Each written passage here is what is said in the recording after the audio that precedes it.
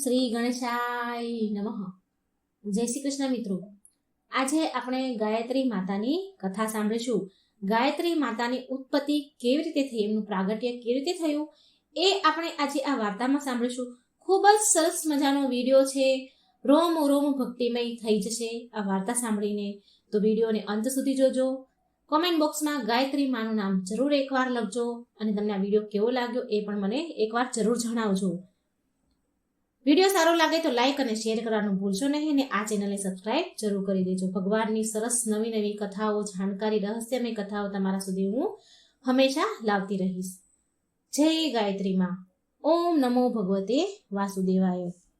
આ વિડીયોમાં આજે માતા ગાયત્રીની વાર્તા આપણે સાંભળીશું. માં ગાયત્રી વેદોની માતા છે અને તેમનો મંત્ર છે ઓમ ભૂર્ભુવસ્વઃ તત્સવિતુર્વરેણ્યમ ભર્ગો દેવસ્ય ધીમહિ ધિયો યો નઃ પ્રચોદયાત. આ મંત્રનો નિત્ય જાપ કરવાથી શુભ ફળની પ્રાપ્તિ થાય છે. આ મંત્રમાં એટલી ગૂઢ શક્તિ રહેલી છે કે જો રોગી વ્યક્તિ આ મંત્ર જાપ કરે નિત્ય તો તેના રોગ દૂર થાય છે. આથી જ દરેક સ્કૂલોમાં વિદ્યાર્થીને પ્રાર્થના સાથે ગાયત્રી મંત્ર જરૂર બોલાવવામાં આવે છે. તો મિત્રો, ગાયત્રી માતા કોણ છે એ કથા આપણે આ વિડીયોમાં સાંભળીશું. જો તમને વિડીયો પસંદ આવે તો લાઈક, શેર કરી આ ચેનલને સબસ્ક્રાઇબ એકવાર જરૂર કરી દેજો. તો માતા ગાયત્રીની કથા સાંભળીએ. બોલો ગાયત્રી માની જય. શૈલાધી રાજ હિમાલય મેનાને પરણ્યા. સમય જતા હિમાલયને 2 સંતાન થયા. એક મેનકા અને બીજી પાર્વતી, જેને માતા ઉમા પણ કહેવામાં આવે છે. આ પાર્વતી પૂર્વજન્મમાં દક્ષ રાજાની પુત્રી અને ભગવાન શિવના પત્ની હતા. પાર્વતી ઉંમર લાયક થયા ત્યારે ઋષિ રાજ નારદજી ત્યાં આવ્યા. તેમણે ભવિષ્ય ભાખ્યું કે રાજકુમારી પાર્વતી સદાશિવને જ પરણશે. પણ ભગવાન શિવ તો હિમાલય ઉપર ઉગ્ર તપ કરતા હતા.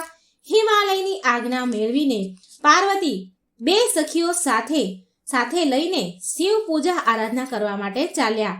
પાર્વતી જ્યારે શિવજીની પૂજા કરવા નમ્યા ત્યારે દેવાદિદેવ ઇન્દ્રદેવરાજે મોકલેલા કામદેવ સંમોહન બાણ ચડાવ્યું. તેની અસરથી શિવ સહેજ સ્તુબ્ધ થયા, પણ તરત જ મનોવિકારનું કારણ જાણતા કામદેવને શિવજીએ ભસ્મીભૂત કરી નાખ્યા. કામદેવના મૃત્યુનું કારણ પોતે જ છે એમ સમજીને પાર્વતીજી મૂર્છિત થઈ ગયા. મૂર્છાવશ બેભાન થઈ ગયા. હિમાલય તેમને ઉચકીને લઈ ગયા. ત્યારબાદ શિવજીને પતિ તરીકે પામવા માટે પાર્વતીએ ઉગ્ર તપસ્યા આદરી બટુક વેશે સદાશિવે પાર્વતીની કસોટી કરી.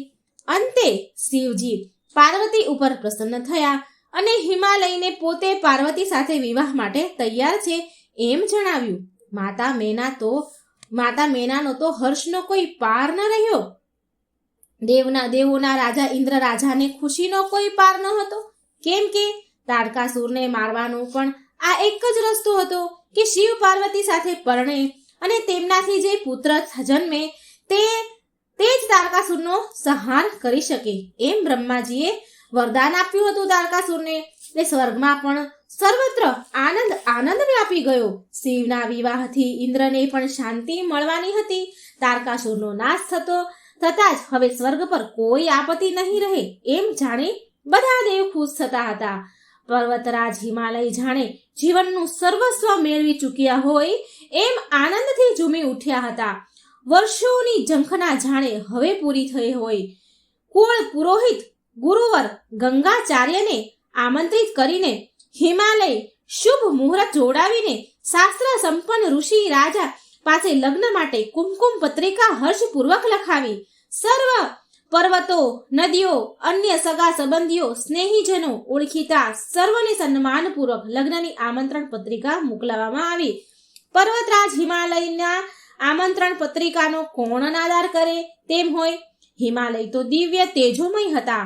નદી પર્વતો માનવ સ્વરૂપ ધારણ કરીને પોતાના સજ્જનો, સ્નેહીજનો સાથે અમૂલ્ય ભેટ સોગાતો લઈ આવ્યા. નદી પર્વતો બધાએ જ માનવ સ્વરૂપ ધારણ કરીને બધા જ આવ્યા. સર્વના મનમાં એક જ તાલાવેલી હતી કે ભગવાન શંકર અને મા પાર્વતીના પ્રસંગે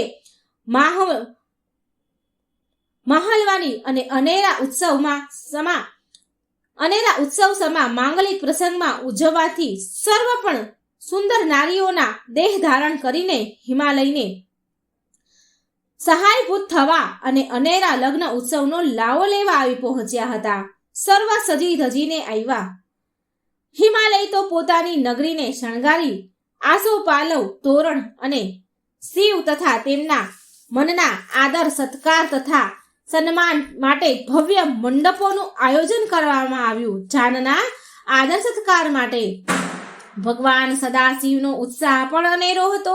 શંકર ભગવાન ખૂબ ખુશ હતા. શંકરના આમંત્રણને માન આપી દેવરાજ ઇન્દ્ર, બ્રહ્મા, વિષ્ણુ પત્નીઓ સહિત આવ્યા હતા. મહર્ષિ, દેવર્ષિ અને મુનિરાજો તો જાણે પોતાના ઘરમાં જ લગ્ન પ્રસંગ હોય તેમ અગાઉથી જ આવેલા હતા. નારદજી તો જાણે પ્રસંગના સૂત્રધાર હોય તેમ સેવા આપી રહ્યા હતા. ભગવાન શિવના સાનિધ્યમાં રહેનારા ભૂત આદિ જીવો પણ વિવિધ સ્વરૂપો ધારણ કરીને પોતાના ભાગ લેવા આવેલા હતા. પોતાના ભાગે આવેલું કામ ઉપાડી લેતા હતા. લગ્નનો દિવસ આવી પહોંચ્યો. ભગવાન શિવના ગળામાં રહેલો સર્પ તેના ગળામાં ઘરેણા બની ગયા. પહેરેલું વાઘ ચર્મ સુંદર આભૂષણ બની ગયું. અંગે લગાવેલ ભભૂતિ ચંદન લેપ બની ગઈ. સદા શિવનું રુદ્ર સ્વરૂપ તો ક્યાંક અદ્રશ્ય થઈ ગયું. તે દિવ્ય માન સ્વરૂપ શિવ માયાથી જ પ્રગટ્યું. શિવને જોનારા સહુ અચંભામાં પડી ગયા હતા. બ્રહ્માદિ દેવો શિવને વંદન કરવા લાગ્યા. વેદના જ્ઞાતા એના દિવ્ય સંગીત નાદથી વાતાવરણ ગુંજી ઉઠ્યું. માનવો, દેવો, યક્ષો, ગંધર્વો એ સર્વત્ર જય નાદ કર્યા. બધા જય જય નાદના નારા લગાવ્યા. સર્વત્ર આનંદનું સામ્રાજ્ય ફેલાયું હતું. પાણી ગ્રહણ વિધિ પૂરી થતા અભિષેક વિધિ પૂરી થઈ. છેવટે મંગળ ફેરાનો આરંભ થયો. અગ્નિની સાક્ષીએ પ્રદક્ષિણા વિધિ શરૂ થઈ. સર્વદેવો ભાવપૂર્વક બે હાથ જોડી શિવ પાર્વતીને વંદી રહ્યા હતા. ભગવાન શિવના મનમાં તો કંઈક બીજી જ યોજના આકાર લઈ રહી હતી. ભગવાન શિવને લીલા કરવાનું મન થયું. ભગવાન શિવે લીલા આરંભી. ગંગાચાર્ય જે ગુરુ હતા હિમાલયના, ગંગાચાર્યની બાજુમાં પ્રજાપતિ બ્રહ્માજી બિરાજમાન હતા.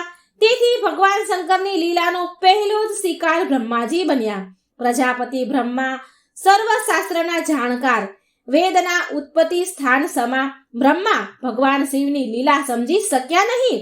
ભગવાન શિવની સાથે દિવ્ય આભૂષણોની સાથે શોભતી પાર્વતી જ્યારે મંગળ ફેરા ફરવા લાગી ત્યારે પાર્વતીના પગની રક્તવર્ણની પાની જોઈ બ્રહ્માજીના મનમાં વિકાર ઉત્પન્ન થયો. પોતે પ્રજાપતિ ઉચ્ચ પદ ધારી છે એ વાત તો એ સાવ જ ભૂલી ગયા ને કામતુર બની ગયા. બ્રહ્માજી શિવની લીલાથી પાર્વતીના દિવ્ય સ્વરૂપને મોહવશ બની જોવા લાગ્યા. તેથી કામાતુર બનતા બ્રહ્માજીનું તેજ નષ્ટ થઈ ગયું અને બ્રહ્માજી તેજ રહિત બની ગયા, મૂર્છિત થઈ ગયા. જ્યારે એ ભાનમાં આવ્યા ત્યારે તેમની આ લાચાર દશાને જોઈને એમને ખૂબ પછતાવો થયો. શરમના માર્યા બધાને શું મોઢું બતાવીશ એમ શર્મિંદા બની પછતાવો કરવા લાગ્યા. ત્યારે ભગવાન વિષ્ણુ બ્રહ્માના આ ભાવને સમજી ગયા. તેમણે બ્રહ્માને ખૂબ સાંત્વન આપ્યું. થયેલી ભૂલને સુધારી લેવા પ્રાયશ્ચિત માટે વિનંતી કરી. બ્રહ્માથી નતમસ્તકે વિષ્ણુની વાત સાંભળી રહ્યા હતા. કારણ કે હવે તેમનાથી કંઈ બોલાય તેમ હતું નહીં. વિષ્ણુએ બ્રહ્માના દુઃખને ઓછું કરવા જણાવ્યું કે હે બ્રહ્મા, આ નિરાશ વદ અને શોક મગ્ન થઈ બેસી રહેવાનો કોઈ અર્થ નથી. આ હિંમત બનશો તો બહુ મુશ્કેલીઓ આવશે. માટે ચિત્તને સ્થિર કરી પુનિત તીર્થ ક્ષેત્રમાં જઈને દેહ શુદ્ધ અને આત્મ શુદ્ધિ કરવું એ જ શ્રેષ્ઠ છે. વિષ્ણુની વાત બ્રહ્માજીએ માન્ય કરી. ભગવાન વિષ્ણુએ એવું કોઈ ઉત્તમ તીર્થ ક્ષેત્ર શોધી આપવા જણાવ્યું. ભગવાન વિષ્ણુને બ્રહ્માજીએ કહ્યું કે મને કોઈ એવું ઉત્તમ તીર્થ ક્ષેત્ર શોધી આપો જ્યાં આત્મશુદ્ધિ અને કર્મ પ્રાયશ્ચિત થઈ શકે. વિષ્ણુએ ખૂબ મથામણ કરી પણ તેમની નજરમાં કોઈ એવું સ્થળ આવ્યું નહીં. ત્યારે વિષ્ણુએ દેવોને એ માટે પૂછપરછ કરી. દેવોની આજ્ઞાથી સંમતિથી એવું નક્કી થયું કે બ્રહ્મલોક સ્વર્ગલોકમાંથી એક પંકજ ઉછાળવું. એ પૃથ્વી પર જે સ્થળ પર પડે ત્યાં બ્રહ્માએ આત્મશુદ્ધિ માટે તપ અને યજ્ઞ કરવા. ભગવાન વિષ્ણુએ એમનું કમળ ફેંક્યું. કમળને સંસ્કૃતમાં પુષ્કર પણ કહેવાય છે. જ્યાં કમળ પૃથ્વી પર પડ્યું એ સ્થળ એટલે કે પુષ્કર તીર્થના નામે પ્રસિદ્ધ થયું. ત્યાં બ્રહ્માજીએ તપ કર્યું અને દેવોની આજ્ઞા પ્રમાણે આત્મશુદ્ધિ યજ્ઞનું આયોજન કર્યું. આ પુનિત પાવનકારી સ્થળ અરવલ્લીની ગીરકંદરાઓની ટેકરીઓ વચ્ચે આવેલું હોય એવું જણાતું હતું, જ્યાં અનેક સિદ્ધ ઋષિ મુનિઓ વસતા હતા. સાધુ તપસ્વીઓની તો એ જન્મભૂમિ હતી. પ્રજાપતિ બ્રહ્માજીએ આ પુનિત સ્થળે યજ્ઞ કરવાના છે એમ જ્યારે તેઓને જણાવ્યું, સાધુ ઋષિ મુનિઓએ જાણ્યું, ત્યારે તેઓ સર્વ યજ્ઞ સામગ્રી લઈને જાતે જ બ્રહ્માજી પાસે હાજર થઈ ગયા. દેવરાજ ઇન્દ્ર અને ભગવાન વિષ્ણુની આજ્ઞાથી શિલ્પરાજ વિશ્વકર્માએ અદ્ભુત નગર અને યજ્ઞ કુંડોની રચના કરી. યજ્ઞમાં ભાગ લેવા આહુતિ કર્મ માટે શ્રેષ્ઠ મુનિરાજો પધારવાના હતા. સર્વ પોતાની પુનિત ફરજ સમજીને આવી ગયા. તેથી પ્રજાપતિ બ્રહ્માજીમાં પણ એક જાતનો ઉમંગ આનંદ વ્યાપી રહ્યો હતો. શૈલાધિરાજ હિમાલયની કન્યા, બધી જ કન્યાઓ, અનેક નદીઓ ઋષિઓની સેવા માટે સરભરામાં નારી રૂપે ધરીને પ્રથમ જ આવી ગઈ હતી.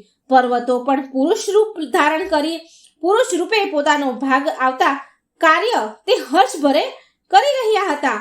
કોઈને પણ કામ ચીંધવાની જરૂર બ્રહ્માજીને પડતી ન હતી.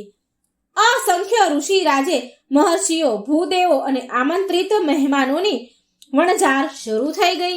હિમાલયે તો પોતાના અન્નના ભંડારો તથા જરૂરી તમામ સાહિત્ય બ્રહ્માજીને અર્પણ કર્યા. બ્રહ્માજીને હવે કોઈ વાતની ખોટ ન હતી. પાણીની અગવડ ન પડે તે માટે બ્રહ્માજીએ શૈલવધિરાજ એટલે કે હિમાલય જે છે એમની કન્યા ગંગા મૈયાને વિનંતી કરી. ઋષિરાજેનો પુનિત સેવાનો લાભ લેવાના શુભ આશયથી ગંગાજીએ પોતાના જળ પ્રવાહને યજ્ઞભૂતિ પાસે વહેડાવ્યો. મા ગંગાના પુનિત પ્રવાહથી શોભામાં ઓર અનેરો વધારો થયો. બ્રહ્માજીએ મા ગંગાજીની પુનિત ભાવના અને સેવાનો અનેરો ઉત્સાહ જોઈને શુભ આશીષ આપ્યા. જણાવ્યું કે આપણી કીર્તિ યશ ગાથા ત્રિલોકમાં પ્રસિદ્ધ થશે. ત્યારે ગંગા મૈયાએ પ્રજાપતિ બ્રહ્માને કહ્યું કે આપ જેવા પુનિત પાવનકારી પરમ દર્શની આત્માના આમંત્રણ આહ્વાનથી શરૂ થયેલો આ મારો પુનિત પ્રવાહ હિરણ્ય ગંગા પુષ્કર સરોવર નામે ત્રિલોકમાં ખ્યાતિ પામશે. જે કોઈ જીવ આત્મા આ પુનિત પ્રવાહમાં સ્નાન કરશે તેના સર્વ પાપ નષ્ટ થશે અને એને મોક્ષ ગતિનો એ વ્યક્તિ અધિકારી બનશે. મારા તટ પર તપસ્યા કે જપ અનુષ્ઠાન કરનાર ઉત્તમ સિદ્ધિ મેળવી શકશે. યમદૂતો કે યમનો કોઈ જ ભય તેમને સતાવશે નહીં. પ્રજાપતિ બ્રહ્માને લાગેલું કાલીમાનું કલંક એ તો હવે ભૂતકાળ બની ગયું હતું. સર્વજનો બ્રહ્મા પ્રત્યે ખૂબ આદર માનથી જોતા હતા બ્રહ્માજીને. આજુબાજુના લોકો, શ્રીમંતજનો, વેપારી લોકો, ખેડૂતો તથા ભાવિકજનો વગેરે લોકો આ મહાયજ્ઞની વાત સાંભળી ત્યારે તે ખૂબ જ આનંદિત બન્યા. યજ્ઞનો લાભ પોતાને પણ મળે તો જીવન ધન્ય બની જાય એવો શુભ આશય સાથે કુટુંબ સેવાના આશયથી આવીને ત્યાં જ રહેવા લાગ્યા. ઇન્દ્ર, ઋષિ, બ્રહ્મા, નારદ તથા અન્ય દેવગણ, પર્વતો, નદીઓ, તપસ્વીજનો સર્વ આમંત્રણને માન આપીને અગાઉથી જ આવી ગયા હતા. મહર્ષિઓ તથા વિદ્વાન અગ્નિહોત્રી બ્રાહ્મણોએ મંત્રોચ્ચારનો આરંભ કર્યો. મુનિ ગંગાચાર્ય પણ આચાર્ય પદે બિરાજ્યા હતા. પણ પ્રજાપતિ બ્રહ્માને એકલા જોઈ સંકોચ પામ્યા. પત્ની વિના યજ્ઞ દેવની પૂજા ન થાય એમ બ્રહ્માજીને જણાવવામાં આવ્યું.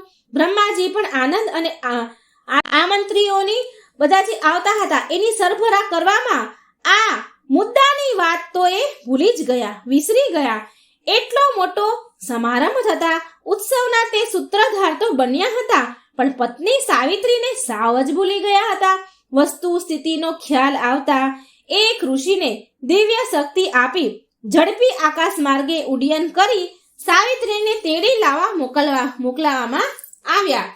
મુનિએ દેવલોકમાં જઈ બ્રહ્માની પત્ની સાવિત્રીને બ્રહ્માએ આદરેલા મહાયજ્ઞની સઘળી વાત વિસ્તારથી કરી અને પોતાને તેડવા મોકલ્યા છે, કારણ કે આપના વિના યજ્ઞ કાર્ય શક્ય નથી. તેની સાથે આવવાનું કહ્યું એમ એમણે ઋષિ મુનિએ જણાવ્યું. યજ્ઞશાળા માટે યોજાયો છે તે વાત પણ ભોળા ભાવે મુનિએ જણાવી દીધી. એક તો આમંત્રણનો અભાવ અને બીજી બાબતમાં ઘી ઓમાયું.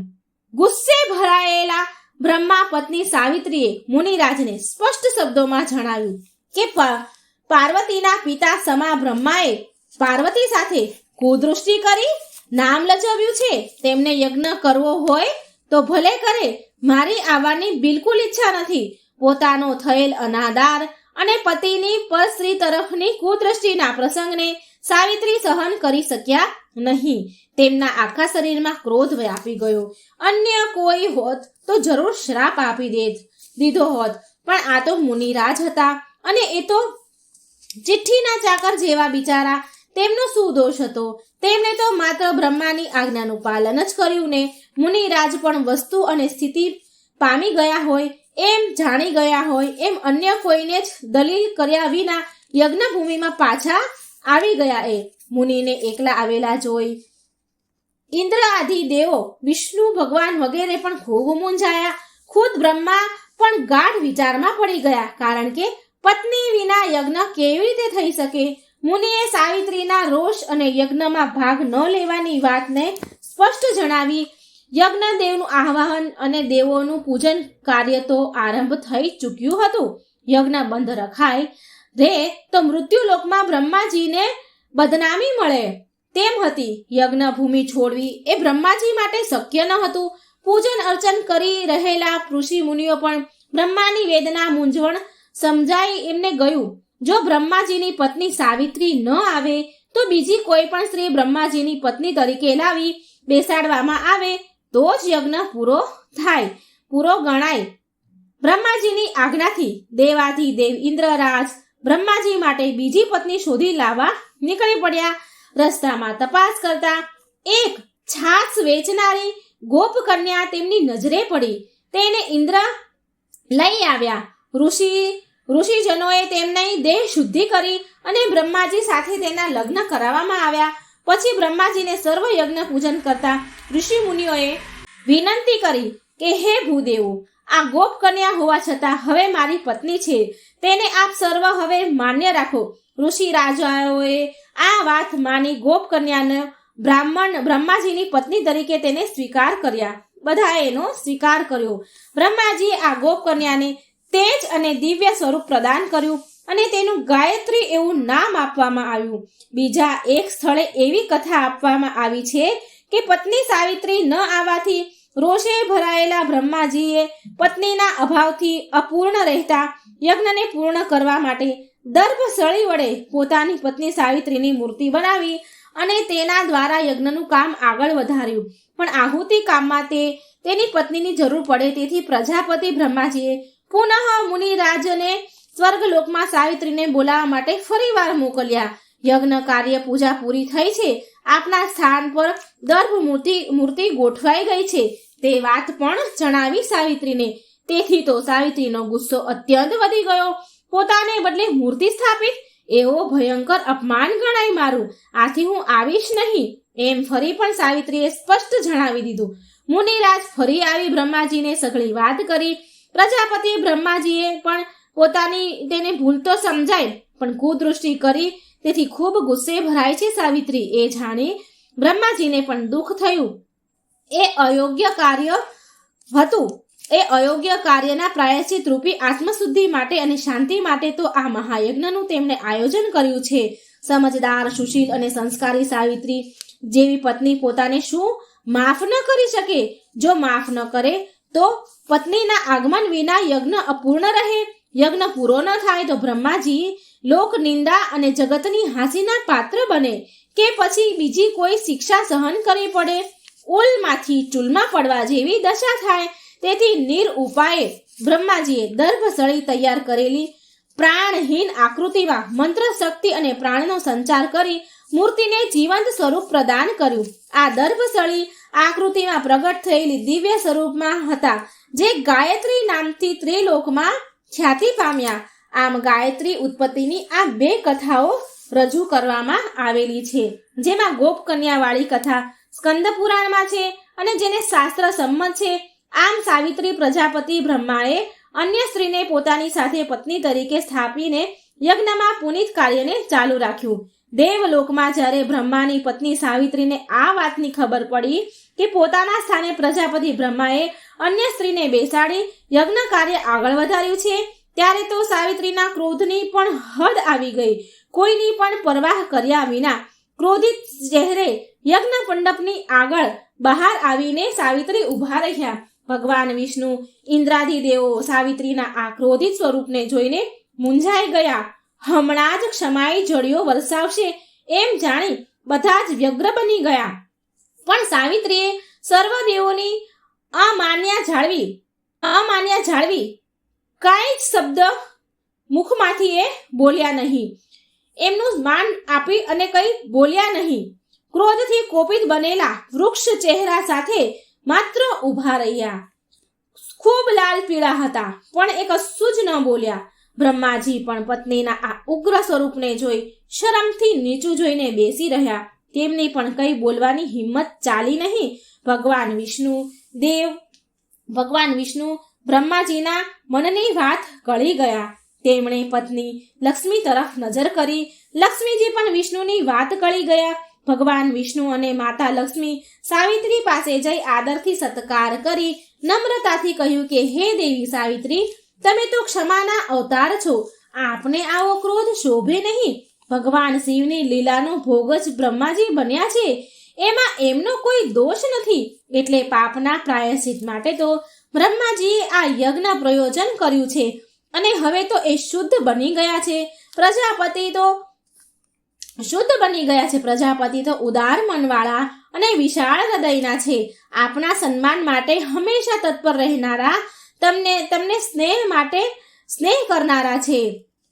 આપના સન્માન માટે હંમેશા તત્પર રહેનારા, તેમને આપના માટે સ્નેહ વિના અન્ય કોઈ જ ભાવ ન હોઈ શકે. માટે આમ તેમને ક્ષમા આપી આ પુનિત કાર્યમાં સહભાગી બનો એવી અમારી શુભ કામના છે.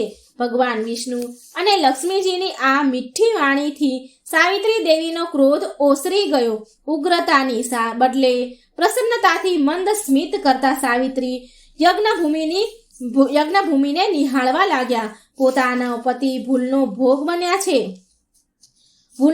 બનેલા છે, નિમિત્ત બન્યા છે તે વાત વિચારવાને બદલે ઉગ્ર બની અનાદર કર્યાના પોતાના પતિ ભૂલનો ભોગ બનેલા છે, નિમિત્ત બન્યા છે તે વાત વિચારવાને બદલે ઉગ્ર બની અનાદર કર્યો બદલ પછતાવો પણ થયો તેમને.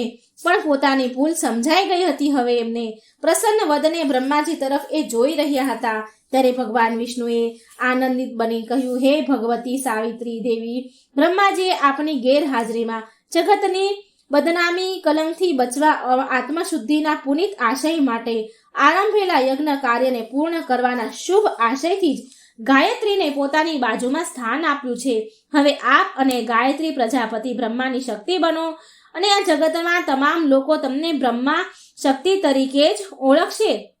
તમારા બંનેમાં કોઈ જ ભેદભાવ નથી. ન જોતા એક સરખી રીતે આત્મ કલ્યાણ માટે લોકો તમારી ઉપાસના ભક્તિ કરશે. લોકોનું કલ્યાણ કરવાનું પુનિત કાર્ય હવે બની રહેશે. માટે હે દેવી સાવિત્રી, ક્રોધ રહિત બની પ્રસન્ન મુખે આપ હવે સર્વ રોષને ભૂલી જાઓ અને પ્રજાપતિ બ્રહ્માની ડાબી બાજુ આસન પર બિરાજમાન થાવ એવી અમારી સર્વ ઇન્દ્રદેવોની કામના છે, ઇન્દ્રાદિ દેવો વગેરેની ઈચ્છા છે. એમ બોલી ભગવાન વિષ્ણુ સાવિત્રી સામે જોઈ રહ્યા. દેવી સાવિત્રીનો ક્રોધ હવે શાંત થઈ ગયો હતો, તેથી વિષ્ણુની વિનંતીને એમણે માન આપી બ્રહ્માજીની ડાબી બાજુના આસન પર સ્થાન લીધું. સાવિત્રી દેવી બિરાજમાન થતાં જ તમામ દેવો, મુનિ, રાજો, આચાર્યો તથા અંતરિક્ષમાં રહેલા ગાંધર્વોએ પણ આનંદિત બનીને પુષ્પ વૃષ્ટિ કરી. યજ્ઞના આચાર્ય તથા ભૂદેવોએ શાંતિ મંત્રોચ્ચાર શરૂ કર્યા. ગાયત્રી, સાવિત્રી અને પ્રજાપતિ બ્રહ્માએ આવી રીતે મહાયજ્ઞનું કાર્ય પૂર્ણ કર્યું. મહાયજ્ઞની પૂર્ણાહુતિ સાથે જ બ્રહ્માજીને લાગેલું કલંક દૂર થયું. આત્મશુદ્ધિ થતાં બ્રહ્માજી દેવલોકના અધિકારી બન્યા. યજ્ઞ કરવા આવેલા તમામ ભૂદેવ અને ઋષિઓ, રાજાઓ યોગ્ય પાત્ર ભૂદેવોને, ઋષિરાજોને યોગ્ય પાત્ર દાન દક્ષિણા આપવામાં આવી. દરેકને સુવર્ણ મુદ્રાઓ અને મૂર્તિનું દાન કરવામાં આવ્યું. દરેક ભૂદેવને ગાયત્રી, સાવિત્રી વચ્ચે બિરાજમાન બ્રહ્માજીની ચિરંતર મૂર્તિની સપ્રમ ભેટ આપવામાં આવી તથા પોતપોતાની કાયમી યાદગીરી રહે તે માટે એક ભવ્ય મૂર્તિ ગાયત્રી, સાવિત્રી, બ્રહ્માજીની તેમણે ભૂદેવોને આપી. પ્રસન્ન થયેલા ભૂદેવોએ બ્રહ્માજીને શુભ આશીષ આપ્યા. ભૂદેવના આશીષ લઈ સર્વ દેવોની સાથે બ્રહ્માજી આનંદ કરતા કરતા દેવલોકમાં સિધાવ્યા. ભૂદેવોએ પોતાની સાથે મળેલી એ ભવ્ય મૂર્તિ પુષ્કળ સરોવરના તટે વિશાળ મંદિર બાંધી તેમની વિધિ સહિત મૂર્તિની પ્રાણ પ્રતિષ્ઠા કરી પધરાવી. ભૂદેવોએ આ પુનિત કાર્ય કરી કૃતાર્થ થયા. સ્વયં બ્રહ્માજીએ આ પુનિત સ્થળે મહાયજ્ઞ કર્યો હોવાથી અને તેમના પવિત્ર હાથે આ મૂર્તિ તેમણે ભૂદેવોને આપી હોવાથી આ મંદિર બની ગયું. આટલું જ નહીં, તીર્થોના રાજા તરીકે જગતમાં તે પુષ્કર રાજ નામે પ્રસિદ્ધ થયું. એવું કહેવાય છે કે આ પુષ્કર તીર્થમાં બ્રહ્માજીની નાસિકામાંથી ભગવાન વિષ્ણુ વરાહ રૂપે પ્રગટ થયા હતા.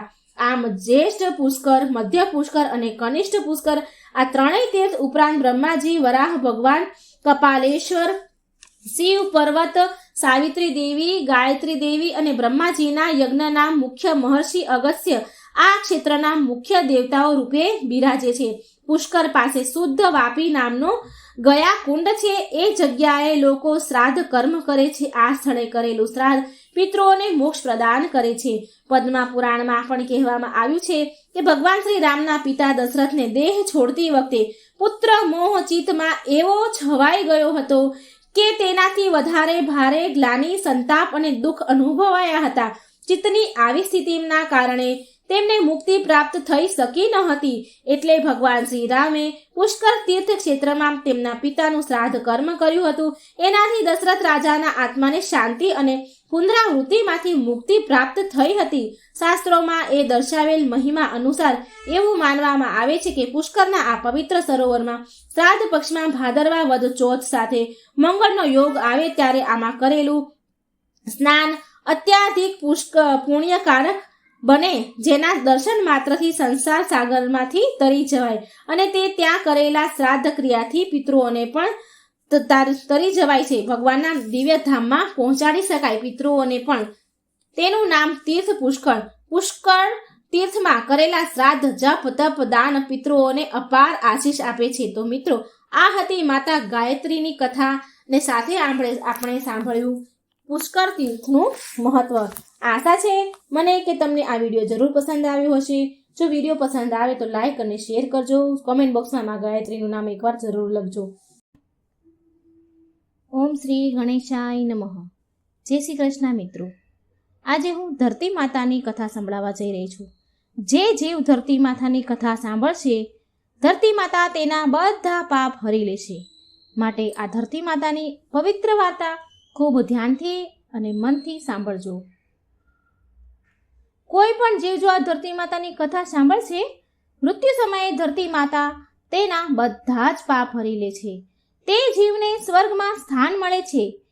એક બ્રાહ્મણી હતી. તે ખૂબ જ ધાર્મિક સ્ત્રી હતી. બધા ગામ લોકો તેમને ખૂબ માન આપતા. જે પણ તેના આશ્રયમાં આવતો તે દરેકને મદદ કરે. તે મનમાં ભગવાનને યાદ કરે, ભગવાનની સેવા પૂજા કરે અને જરૂરિયાતમંદોની સેવા અને તેમના પરમ ધર્મ હતો. જરૂરિયાતમંદોની સેવા કરવી તે તેમનો પરમ ધર્મ હતો. એક દિવસ બ્રાહ્મણી મૃત્યુ પામી અને ભગવાનના ઘરે ગઈ. ત્યાં જઈને તેણે કહ્યું, મને સ્વર્ગનો રસ્તો કહો. સ્વર્ગમાંથી એક દેવદૂત આવ્યો અને કહ્યું, તમારે બ્રાહ્મણી શું જોઈએ છે? તો તે જે જીવ ધરતી માતાની કથા સાંભળશે, ધરતી માતા તેના બધા પાપ હરી લેશે. માટે આ ધરતી માતાની પવિત્ર વાર્તા ખૂબ ધ્યાનથી અને મનથી સાંભળજો. કોઈ પણ જીવ જો આ ધરતી માતાની કથા સાંભળશે, મૃત્યુ સમયે ધરતી માતા તેના બધા જ પાપ હરી લે છે. તે જીવને સ્વર્ગમાં સ્થાન મળે છે. એક બ્રાહ્મણી હતી. તે ખૂબ જ ધાર્મિક સ્ત્રી હતી. બધા ગામ લોકો તેમને ખૂબ માન આપતા. જે પણ તેના આશ્રયમાં આવતો તે દરેકને મદદ કરે. તે મનમાં ભગવાનને યાદ કરે, ભગવાનની સેવા પૂજા કરે અને જરૂરિયાતમંદોની સેવા અને તેમના પરમ ધર્મ હતો. જરૂરિયાતમંદોની સેવા કરવી તે તેમનો પરમ ધર્મ હતો. એક દિવસ બ્રાહ્મણી મૃત્યુ પામી અને ભગવાનના ઘરે ગઈ. ત્યાં જઈને તેણે કહ્યું, મને સ્વર્ગનો રસ્તો કહો. સ્વર્ગમાંથી એક દેવદૂત આવ્યો અને કહ્યું, તમારે બ્રાહ્મણી શું જોઈએ છે? તો તે બ્રાહ્મણી સ્ત્રીએ કહ્યું કે મને સ્વર્ગનો માર્ગ જણાવો. દેવદૂતે કહ્યું, તમે મારી પાછળ આવો. આગળ વધ્યા અને એક મંદિરમાં ગયા. બ્રાહ્મણી ખૂબ જ ધાર્મિક સ્ત્રી હતી. તેણે ઘણું બધું દાન કર્યું હતું. તે માનતી હતી કે તેના માટે સ્વર્ગનો માર્ગ ચોક્કસપણે ખુલશે. બ્રાહ્મણી ત્યાં ગઈ અને જોયું કે ત્યાં એક મોટું મંદિર છે. સોનાનું સિંહાસન છે. હીરા મોતીથી જડેલી છત્ર છે. ન્યાયના દરબારમાં બેઠેલા ચિત્રગુપ્તજી ઇન્દ્રની જેમ જ આનંદ લઈ રહ્યા હતા અને ન્યાયથી પોતાનું રાજ્ય સંભાળી રહ્યા હતા. યમરાજાજી દરેકને તેમના કર્મ પ્રમાણે સજા આપી રહ્યા હતા. બ્રાહ્મણીએ જઈને પ્રણામ કર્યા અને કહ્યું, મારે વૈકુંઠ જવું છે. ચિત્રગુપ્તે તેમનો લેખ સંભળાવ્યો અને કહ્યું કે બ્રાહ્મણી, તમે બધા ધર્મો કર્યા પણ ધરતી માતાની કથા સાંભળી નથી. તેથી તમે ધરતી માતાના ઋણમાં છો. તમે વૈકુંઠ કેવી રીતે જશો? બ્રાહ્મણીએ કહ્યું, ધરતી માતાની કથાનો નિયમ શું છે? ચિત્રગુપ્તજી કહે છે કે કોઈ 1 વર્ષ સુધી સાંભળે છે, કોઈ 6 મહિના સુધી સાંભળે છે, કોઈ 7 દિવસ માટે, પરંતુ પૃથ્વી માતાની કથા અવશ્ય સાંભળે છે. ધરતી માતાની કથા સાંભળવાથી જાણે અજાણે કરેલા પાપોનું હરણ કરે છે. સ્વર્ગમાં માત્ર ધર્મને જ સ્થાન છે. અહીં પાપ માટે કોઈ સ્થાન નથી. ધરતી માતાની કથા પીપળાના ઝાડ નીચે બેસીને સાંભળવી જોઈએ. આ સાંભળીને બ્રાહ્મણીએ પ્રાર્થના કરી કે મને 7 દિવસ પૃથ્વી પર પાછા જવા દો. હું કથા સાંભળીને પાછી આવીશ. તેનો હિસાબ જોઈને ચિત્રગુપ્તજીએ તેને 7 દિવસ માટે પૃથ્વીલોક પર મોકલી દીધી. બ્રાહ્મણી પૃથ્વી પર પાછી આવી ગઈ. બ્રાહ્મણીએ તેના પરિવારના સભ્યોને કહ્યું કે હું પૃથ્વી પર માતાની કથા 7 દિવસ સાંભળવા પાછી આવી છું. આ કથા સાંભળવાથી ઘણું પુણ્ય મળે છે. તે કથા સાંભળવા માટે એક બ્રાહ્મણને બોલાવે છે અને તેના પરિવાર સાથે પીપળાના ઝાડ નીચે બેસીને કથા સાંભળવાનું શરૂ કરે છે. બ્રાહ્મણ કથા કહે છે કે પ્રાચીન કાળની વાત છે કે એક માતા અને તેનો પુત્ર અને પુત્રી એક ગામમાં રહેતા હતા. માતા ગરીબ હતી. તે માતા ખૂબ જ ગરીબ હતા. તે એનું માંડ ઘરનું ગુજરાન ચલાવતા હતા. તે માંડ તેમનું ભરણ પોષણ તેના પરિવારનું કરતા હતા. ધીમે ધીમે દિવસો વીતતા ગયા અને બાળકો મોટા થવા લાગ્યા. દીકરી લગ્ન માટે લાયક બની ગઈ હતી. ત્યારે માતા વૃદ્ધ થઈ ગઈ. માતાએ પુત્રને કહ્યું કે દીકરા, તારી બહેન લગ્નને લાયક બની ગઈ છે. તે તારા જેવો વર જોઈને તેની સાથે લગ્ન કરાવ. આટલું કહ્યા પછી થોડા દિવસ પછી માતાનું અવસાન થયું. તેનો ભાઈ ગામડે ગયો, પણ તેની બહેન માટે યોગ્ય પતિ ન મળ્યો. હરતા ફરતા તે કંટાળી ગયો અને એક દિવસ વિચારવા લાગ્યો કે આ દુનિયામાં મારા જેવું કોઈ નથી. તેથી જ હું તેની સાથે લગ્ન કરું. તો આમ વિચારીને તે ચૂંદડી અને લગ્નની બધી જ વસ્તુઓ લઈ આવ્યો. પછી તેની બહેનને પૂછ્યું, ભાઈ, આ બધી વસ્તુઓ કેમ લાવ્યો છે? ત્યારે તેના ભાઈએ કહ્યું કે બહેન, આ બધી વસ્તુઓ હું તારા લગ્ન માટે લઈ આવ્યો છું. ગામ લોકોએ બહેનને કહ્યું કે તારો ભાઈ તારી સાથે લગ્ન કરવા જઈ રહ્યો છે. ત્યારે બહેન જઈને તેના ભાઈને પૂછ્યું કે તું મારી સાથે લગ્ન કરવાનો છે? આના પર ભાઈએ કોઈ જવાબ ન આપ્યો. પછી બહેન સમજી ગઈ. તે ખૂબ દુઃખી થઈ.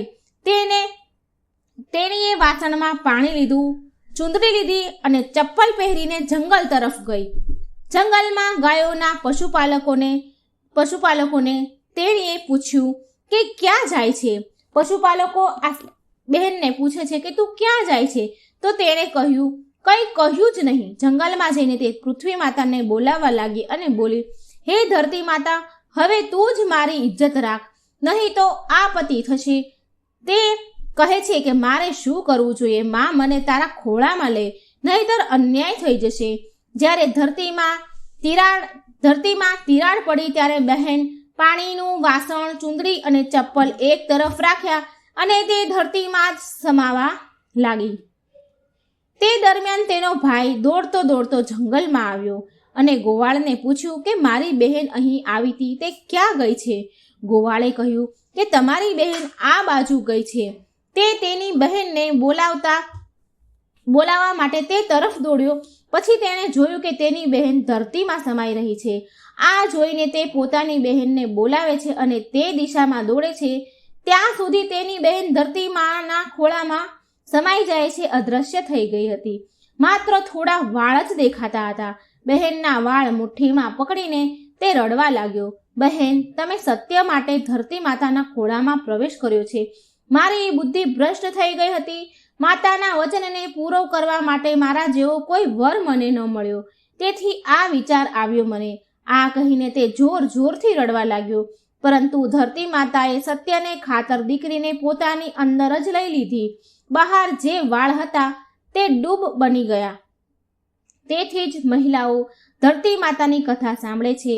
જે કોઈ ધરતી માતાની કથા સાંભળે છે, ધરતી માતા તેને ખુશ રાખે છે. બ્રાહ્મણી પીપળાના ઝાડ નીચે બેસીને 7 દિવસ સુધી પરિવાર સાથે આ ધરતી માતાની કથા સાંભળી અને 7 દિવસ પૂરા થતાં જ ધર્મરાજાએ તે બ્રાહ્મણીને પાછી બોલાવી લીધી અને બ્રાહ્મણીને શ્રી હરિના ચરણોમાં વૈકુંઠમાં સ્થાન મળ્યું. કોઈ પણ જીવ જે ધરતી માતાની કથા સાંભળે છે તે મૃત્યુ સમયે ધરતી માતા તેના બધા જ પાપ હરી લે છે. તેને જીવનમાં સ્વર્ગ મળે છે. તો મિત્રો, જો આ વાર્તા તમને ધરતી માની સારી લાગી હોય તો મારી ચેનલને લાઈક, સબસ્ક્રાઈબ અને શેર જરૂર કરજો. જય શ્રી કૃષ્ણ. રાધે રાધે. Thank you.